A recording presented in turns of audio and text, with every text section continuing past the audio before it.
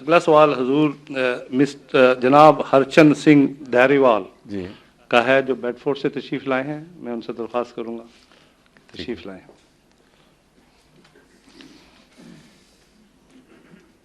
یہ asset African سکھ ہیں یا براہ راست پنجاب سے تشریف لائے ہیں؟ یہ بیڈ فورڈ سے تشریف لائے نہیں وہ تو ہے، میں کہتا ہوں ایسٹ افریقہ سے ہو کے آئے ہیں یا براہ راست پنجاب سے تشریف لائے ہیں؟ پنجاب سے. پنجاب سیدھا، ٹھیک ہے. میں ہرچند سنگھ ਧਾਲੀਵਾਲ ہوں اور میں ਗੁਰੂ ਨਾਨਕ ਨੂੰ ਮੰਨਦਾ. ਜਦੋਂ ਬਾਬਾ ਮੱਕੇ ਗਏ ਸਨ ਉੱਥੇ ਕੀ ਪ੍ਰਸ਼ਨ ਉੱਤਰ ਹੋਏ ਸੀ ਔਰ ਤੁਹਾਡਾ ਉਹਨਾਂ ਵਾਸਤੇ ਕੀ ਖਿਆਲ ਹੈ؟ تشریف رکھو.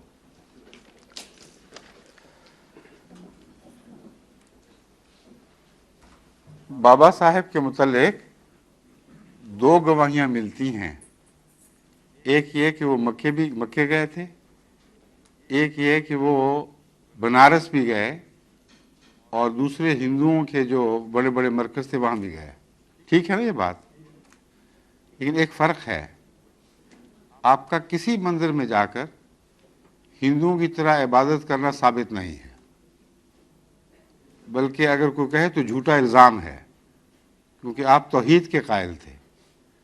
مگر مکے جا کر نمازیں پڑھنا اور حج کرنا آپ کا ثابت ہے. ٹھیک ہے نا بات؟ اس سے پتہ چلا کہ مکہ جانا اور بات ہے اور تیرتھ کی زیارت کرنا اور بات ہے. وہاں پیغام توحید دینے گئے تھے، اور مکے میں جا کر آپ نے جب مسلمانوں والے فرائض سر انجام دیے، اس سے پتہ چلتا ہے کہ وہ اللہ تعالیٰ کے ایک برگزیدہ ولی مسلمان انسان تھے.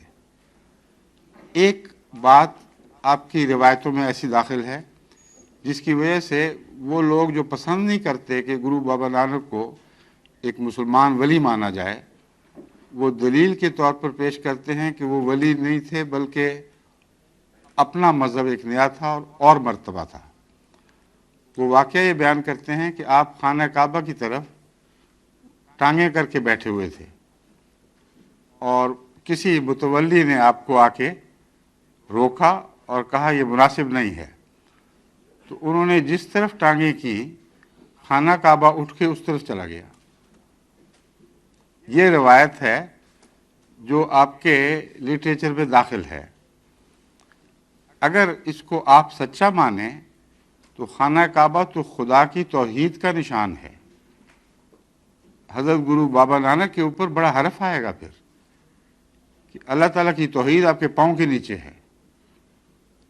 یہ یا تو کشفی نظارہ ہے اس کو بتانے کے لیے کہ خانہ کعبہ تو دراصل خدا کا مظہر ہے اور خدا ہر جگہ ہے، اس لیے ٹانگیں جدھر بھی کرو گے وہاں خدا موجود ہوگا.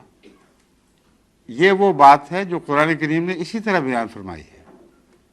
خانہ کعبہ کے ذکر میں فرماتا ہے فَأَيْنَمَا تَوَلُّوا فَثَمَّ وَجْهُ اللَّهِ. جدھر منہ کرو گے ادھر خدا ہی خدا ہے.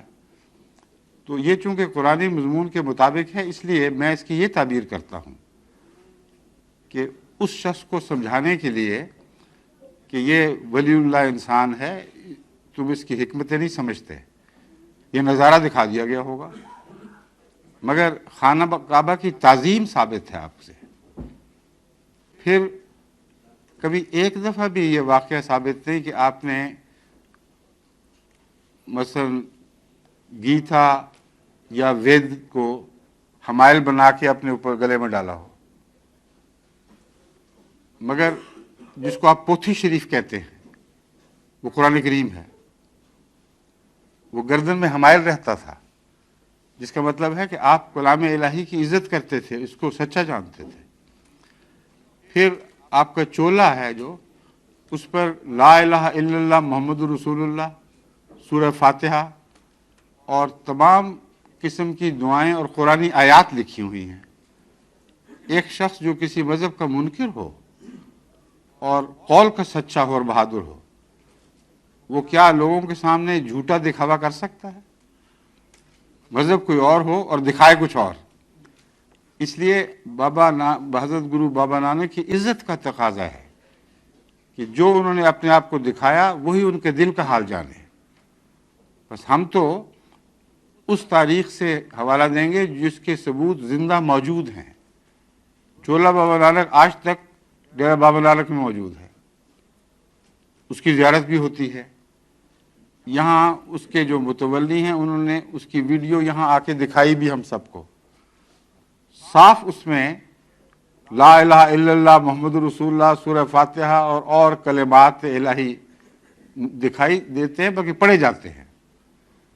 اور پوتھی کے متعلق جیسا کہ میں بیان کروں، حضرت مسیح علیہ السلام نے شروع سے یہ کہنا شروع کیا کہ خدا تعالیٰ سے اطلاع پا کر آپ نے بتایا کہ یہ پوتھی جو ہے قرآن کریم ہے، اور آج تک کسی سکھ نے انکار نہیں کیا. چولا بابا نانک نے کبھی انکار نہیں کیا. اور یہ بات سکھ قوم کی کم سے کم بنیادی شرافت کی مظہر ضرور ہے. مولوی انکار کر دیتے ہیں بات کا، سکھ خاموش ہو جاتے ہیں. وہ دوسرے دلیلوں کے ذریعے ٹالنے کی بات کوشش ضرور کرتے ہیں، مگر جھوٹ نہیں بولتے اس معاملے میں. تو یہ دو باتیں ایسی ہیں جن سے میں سکھ قوم کا مداح ہوں اس بات میں کہ انہوں نے کم سے کم یہ تو کیا کہ انکار نہیں کیا کہ پوتھی پہ یہ لکھا ہوا ہے یا ان کے چولے پر یہ لکھا ہوا ہے. ایک اور بات جو گرو بابا نانک کے متعلق سکھ پیش کرتے ہیں، وہ کہتے ہیں انہوں نے ملا کے خلاف بہت کچھ کہا ہے.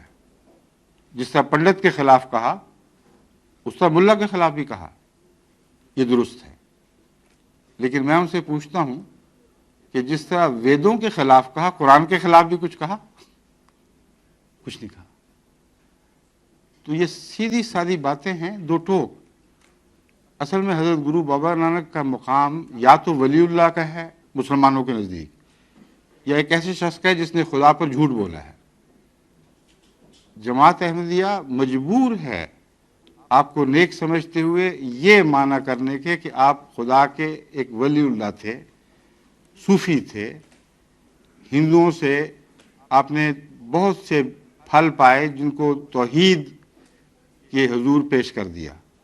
یعنی تبلیغ کر کے جو پھل آپ کو ملے وہ خدا کے توحید کے قدموں میں ڈالے. مسلمان بھی ان کے ساتھ اسی طرح درویش بن کر ساتھ رہے. بھائی مردانہ کا نام آپ جانتے ہیں. تو صاف پتہ چلتا ہے کہ بزرگ صوفی تھا جو خدا تعالیٰ سے الہام یافتہ تھا. اور ایک اور ثبوت اس بات کے حق میں یہ ہے کہ اس زمانے میں تو مولوی بہت ہی سینسٹیو تھے کسی کے مرتد ہونے پر، لیکن ایک بھی واقعہ نہیں کہ حضرت گرو بابا نانک کے مسلمان مریدوں پر کسی نے یہ الزام لگایا ہوا ہے کہ تم اپنا دین چھوڑ کے کوئی اور دین لے چکے ہو. تو یہ ساری تاریخ کی ایسی کھلی گواہیاں ہیں کہ میرے نزدیک آپ کو تسلیم کرنا چاہیے. جو اختلاف ہوئے ہیں وہ حضرت گرو بابا نانک کے زمانے میں نہیں ہوئے. یہ سیاسی اختلاف ہوئے ہیں اورنگزیب کے زمانے میں. اور اورنگزیب کے زمانے میں چونکہ مغلیہ سلطنت پنجاب کے اوپر اپنے حکومت کا تسلط مضبوط کرنا چاہتی تھی، اس لیے انہوں نے سکھوں سے چھیڑخانی شروع کر دی. نتیجہ یہ ہوا کہ وہ دور ہٹنے شروع ہو گئے، اور چونکہ حاکم وقت مسلمان تھا اس لیے مسلمان سے الرجک ہو گئے. بس ایک سیاسی جنگ تھی جس نے مذہب کو تبدیل کر دیا. یہ میرا تاثر ہے. شکریہ.